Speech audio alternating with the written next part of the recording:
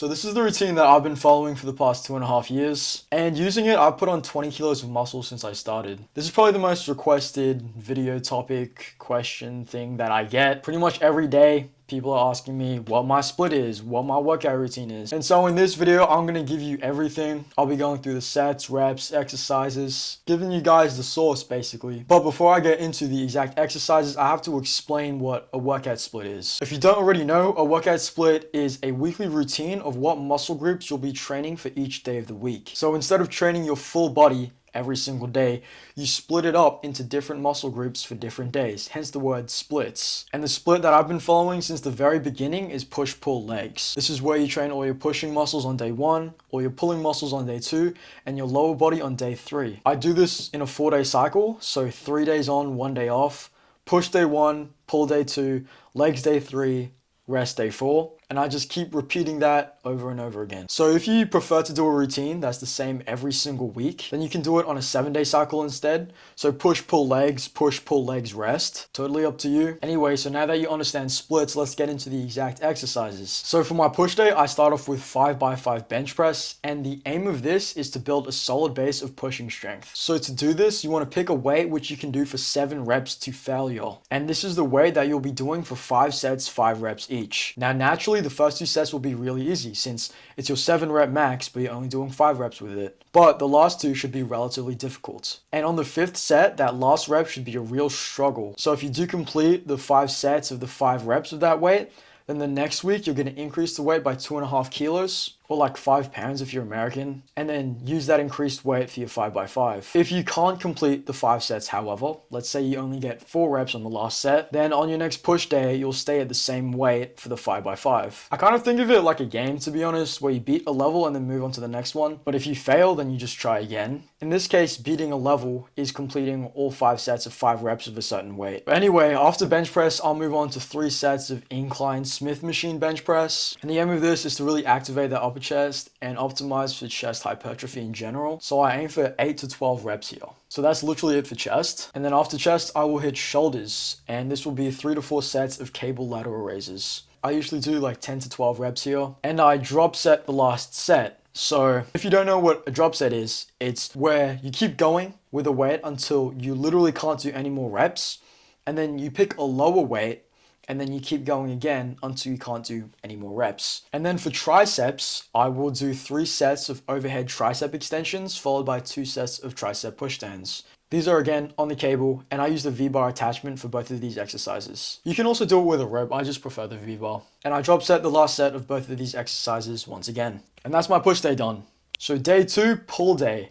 So I'll start off with 3 sets of weighted pull-ups, but if pull-ups are too hard for you, then you can start with lat pull-downs until you've built the strength to do some bodyweight pull-ups, and then eventually progress to weighted pull-ups. I prefer pull-ups to pull-downs because 1, they look cooler, and 2, I feel like they just grow your back a lot better. No scientific reason really, but I've just seen people that do pull-ups always have big backs, and every time I see someone with a small back, they're usually just doing pull-downs, no pull-ups. So yeah, it's just my preference, alright? And I use the neutral grip to isolate my lats a bit better. Quick tip for any back exercise, if you want to isolate your lats more, then having more of a tucked in elbow position is going to do that for you. But if you want to target more your mid and upper back, then having a wider grip with flared elbows is going to help target that more. So for pull-ups, since I want to target my lats more, then I'm going for more of that tucked in elbow technique. So after pull-ups, then I'll do 3 sets of wide grip rows. This can be barbell bent over rows, Smith machine rows, cable rows. The important thing is just to have a wide overhand grip with flared elbows because it targets more of the mid and upper back. And that's it for back, just the 2 exercises. Same with chest, just the 2 exercises. And after that, I'll move on to 3 sets of rear delt flies. A lot of people don't train their rear delts nearly enough, but it will make a big difference to your physique. If you don't know where your rear delts are, it's just that back part. Your delt right there. So to train them, you can do this on the pec deck machine, but I prefer to do it on the cables because it allows me to pull at a 45-degree angle, which is more optimal for targeting the rear delt fibers. And I can also maximize the stretch by facing away from the cable. And after, I will hit biceps, and it's only 3 sets of incline curls. I used to do extra exercises and more volume for biceps, but I found that my biceps only really need the 3 sets of incline curls. So that's all I do. So that's pull day done.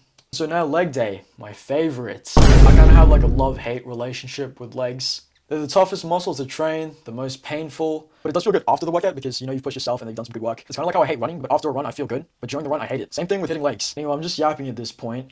But I start off with 3 sets of barbell back squats. And this is the exercise that blew up my quads. I used to do leg press, which is what a lot of people do, but my quads just stayed small and they never grew. I switched to doing squats and my quads got big. Easy pick here. Then I'll do 2 sets of hack squats. I find this to be a great accessory to the squats, and it also isolates my quads really well. Then 3 to 4 sets of standing calf raises. And I only do the bottom half range of motion of the reps because it actually leads to more growth. Then I'll target my hamstrings with 2 sets of RDLs, followed by 2 sets of seated leg curls. And that's my leg day done. So you guys are probably wondering how many reps I aim for. I usually stick between 5 to 12 reps for most of my exercises. But honestly, if you're anywhere between 5 and 30, you should be fine. The exact rep range isn't actually a big deal when it comes to muscle growth. What matters more is your training intensity, so pushing your sets hard and going close to, if not to, failure. So you might also be wondering, how long do I rest in between my sets? So for compound lifts, I rest 2 to 4 minutes. If you don't know what compound lifts are, they're exercises where you're utilizing a lot of muscle groups at once. So for example, bench press, squats, deadlifts, pull-ups, and I rest longer on these because it takes longer to recover.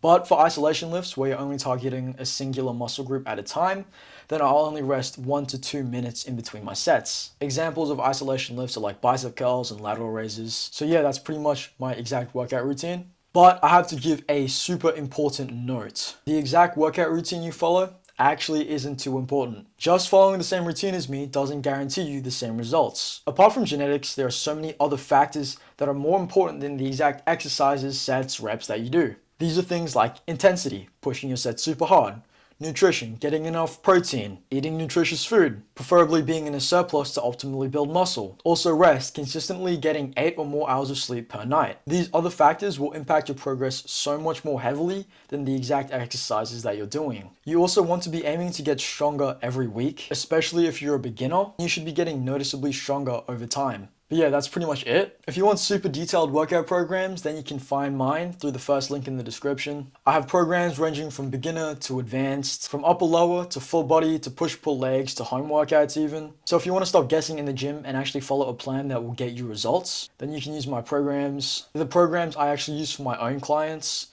and they've gotten some pretty insane results. And I also do one-to-one personal training. So if you're interested in that, then you can just shoot me a DM on Instagram. My Instagram is this. So yeah, if you like the video, then press the like button. And if you really like the video, then subscribe to see more educational fitness content like this. And I will see you in the next one. Bye!